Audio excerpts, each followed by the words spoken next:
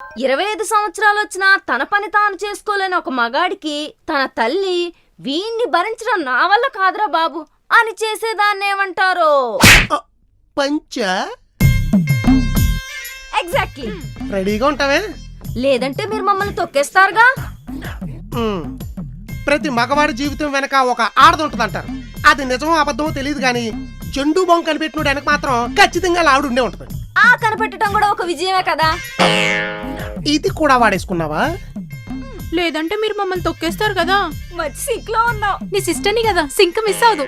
సర్లేండి, quotation లాపి car తీయండి. కారా? ఎందుకు? వాష్ చేసి లోపల పెట్టడానికి. కార్ ఎందుకు తీస్తారు? బయటికి వెళ్ళటానికి. బయటగా? ఎక్కడికే? ముందు చుడి బజార్ వెళ్ళి గాజులు కొనుక్కోవాలి. తర్వాత చార్మినార్ వెళ్ళి చెప్పులు కొనుక్కోవాలి. సికింద్రాబాద్ లో శారీస్, కోటిలో కుర్తీస్, పారడైజ్ లో బిర్యానీ తిని, మియాపూర్లో మొక్కలు కొని, గచ్చిబౌలిలో ఐకియా, క్రీమ్ స్టోర్ లో ఐస్ క్రీమ్. అన్నీ అయ్యాక థియేటర్స్ ఎలాగో ఓపెన్ చేశారు కాబట్టి ఐమాక్స్ లో మూవీ చూసి, నెక్లెస్ రోడ్ లో రౌండ్ వేసి, హైటెక్ సిటీలో టిఫిన్ చేసి ఇంటికొస్తే ఉంటది.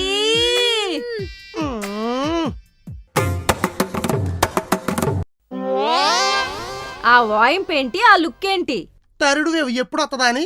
అలా అయితే బయటికి వెళ్ళడానికి ఉండదు కదా. ఇప్పుడు కార్ తీస్తారా లేదా? తీయాల్సింది కారు కాదు, మరి క్యాలెండర్. క్యాలెండరా? అవును. ఒరాయ్, నువ్వు వెళ్ళోసారి క్యాలెండర్ పెన్న పట్టరా. ఇదిగోండి అయ్యగారు. ఫస్ట్ ఎక్కడికి వెళ్ళాలన్నారు? చూడి బజార్. చూడి బజార్.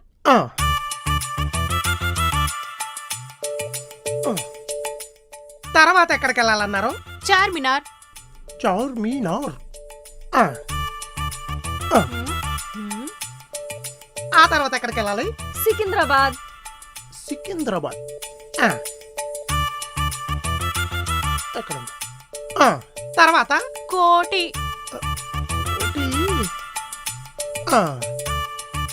కోటి. తర్వాత పారడైజ్ బిర్యానీ. నెక్స్ట్ మియాపూర్లో మొక్కలు. మియాపూర్లో మొక్కలు. మియాపూర్లో మొక్కలు.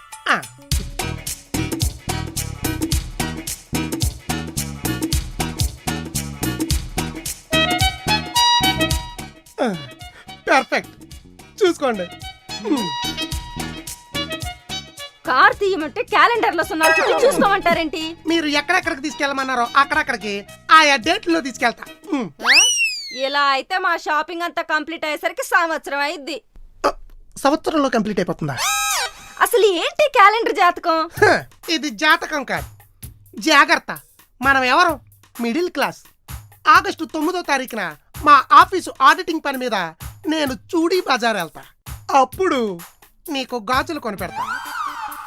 ఆగస్టు 31న ఓల్డ్ సిటీలో ఉన్న ఓల్డ్ సైట్ ఇన్స్పెక్షన్కి వెళ్ళమన్నాడు మా బాస్. అప్పుడు నేను చార్మినార్ సైడ్ వెళ్తా. అప్పుడు నీకు చెప్పులు కొనిపెడతా. సెప్టెంబర్ 10న సికింద్రాబాద్లో మా స్టాఫ్ మీటింగ్ ఉంది. అప్పుడు మిమ్మల్ని ఇద్దరిని తీసుకెళ్లి సికింద్రాబాద్లో పడేస్తా. కావాల్సిన శారీలు కొనుక్కోండి. ఇంకా పారడైజ్ బిర్యానీ గురించి ప్రత్యేకంగా వెళ్ళక్కర్లేదు, ఆర్డర్ పెట్టుకున్నా వస్తుంది. ఆ తర్వాత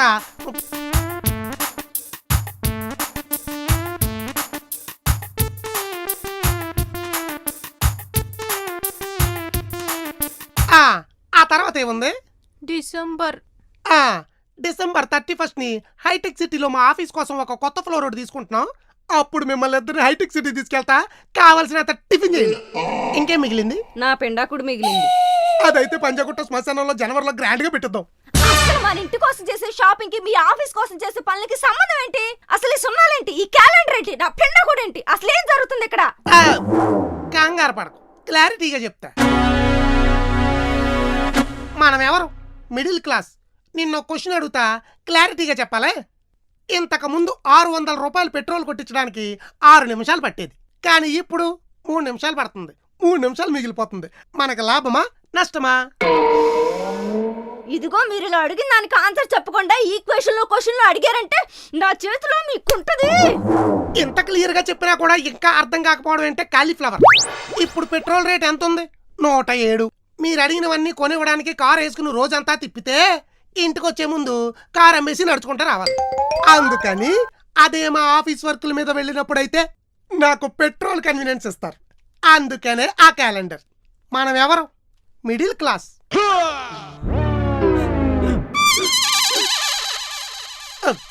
ఈడుప్పుడప్పుడే లేవడం.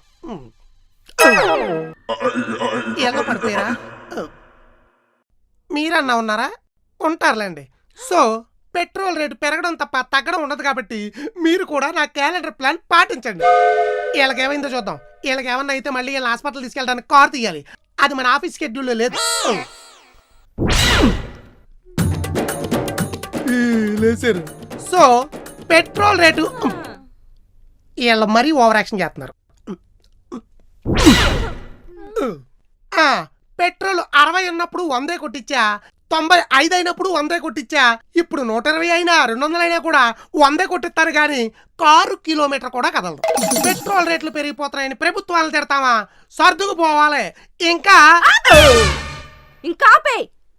ఇంకొకసారి కారు తీయమని అడిగితే ఆ కారుతో నన్ను గుద్దిచ్చి చంపే. ఇంకేంటో చూస్తావు? పదా, షాపింగ్ లేదు, నా శారీ లేదు. ఇది రియలైజేషన్. ఈడ ఇంకా లేవలేదేటి? యారా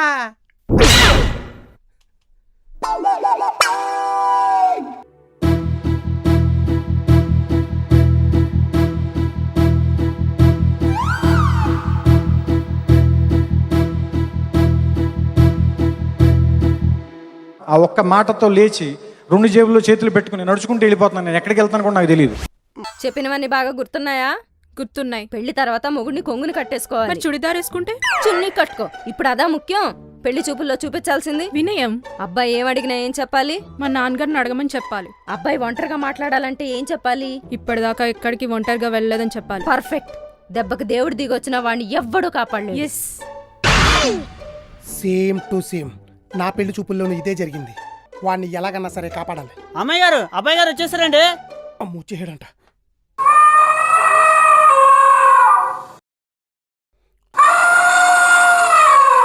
ఎంతగా పెళ్లి కొడుకు ఎలా ఉన్నాడు? ఏంటి ఎలాగైనా కాపాడాలి. అమ్మా, అది పొట్ట పంజ గుట్ట. ఇంకొంచెం గట్టి గుద్దింటే నిజంగానే పంచగుట్టలు పడేవారు. మరి ఆ, ఎవరండి మీరు? పొట్టా సుబ్బారావు, మ్యారేజ్ సన్. మ్యారేజ్ అన్నా అంటే పెళ్లి కొడుకా? ఎస్. ఎస్సా?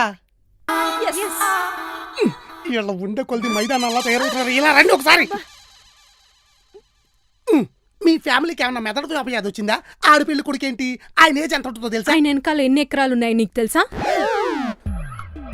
ఆ కేసు చూసావా? ఆయన వేసుకొచ్చిన బెంచ్ చూసావా? మరి ఆ పొట్ట? అది పొట్ట కాదు, కరెన్సీ గుట్ట. అంటే డబ్బులు ఒకటే చూస్తారా? ఇంకేం చూడరా? అన్ని చూసే మిమ్మల్ని చేసుకున్నా. నాకేం మిగిలింది? నువ్వు రావే. ఇలా క్లారిటీకి COVID-19 రాను.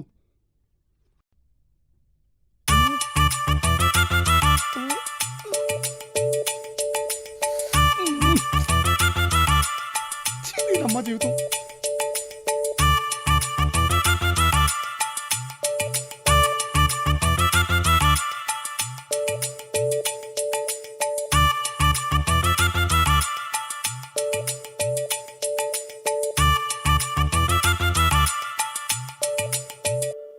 మీ పేరు?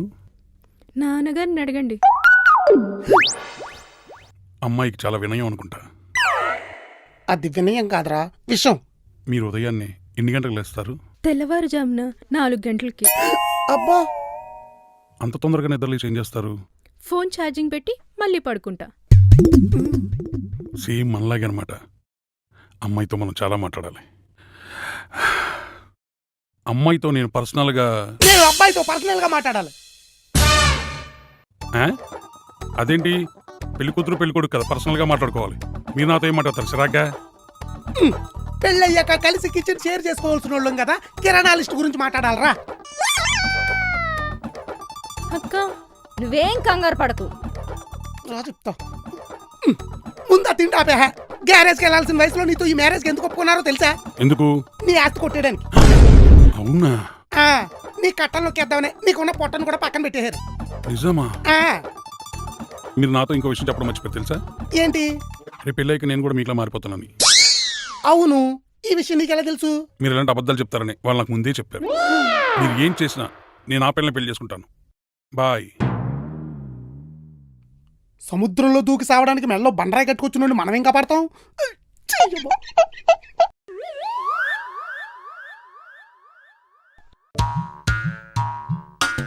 అమ్మాయి నాకు ఓకే.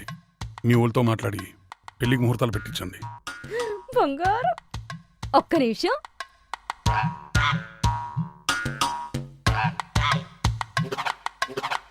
హలో హలో అమ్మా, అబ్బాయి ఓకే చెప్పేశాడే. అమ్మయ్యా, 60 కోట్ల ఆస్తి మన అకౌంట్లో కలిసిపోయినట్టే. ఇంతకీ మన చెప్పు చేతుల్లో ఉంటాడంటావా? ఎందుకుండడే బావ కూడా పెళ్ళైన కొత్తలో డూమ్ డామ్ అనేవాడు, అక్క దెబ్బకి తొస్సయ్యాడు. వీడెంత 6 నెలల్లో ఆస్తంత లాగేసుకుని బండగా ఉన్నవాడిని మన బర్రెల కొట్టంలో పడేసి బక్కగా చేసేను. నా చెల్లె. సర్లే, మిగతావి పెద్దవాళ్ళు మీరు మీరు మాట్లాడుకోండి. నేను మరిది గారికి కాఫీ ఇవ్వాలి. పద, పద.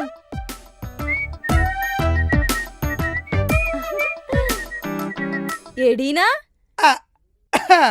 బెంచ్ కారులో బ్యాక్ టు బెంగళూరు చెక్కేశాడు. ఎందుకు? ఒక్క నిమిషం. ఎందుకో? ఇంతకీ మన చెప్పు చేతుల్లో ఉంటాడంటావా? ఎందుకుండడే బావ కూడా పెళ్ళైన కొత్తలో డూమ్ డామ్ అనేవాడు, అక్క దెబ్బకి తొస్సయ్యాడు. వీడెంత 6 నెలల్లో ఆస్తంత లాగేసుకుని బండగా ఉన్నవాడిని మన బర్రెల కొట్టంలో పడేసి బక్కగా చేసేను. ఇంతలోనే పైరసీయా? ఆడియోతో చెప్తే పాప గురించి బాబుకి బుర్రకెక్కలే, అందుకే వీడియోలో చూపించా. వెనక్కి తిరిగి చూడకుండా ఎక్కేశాడు కారు.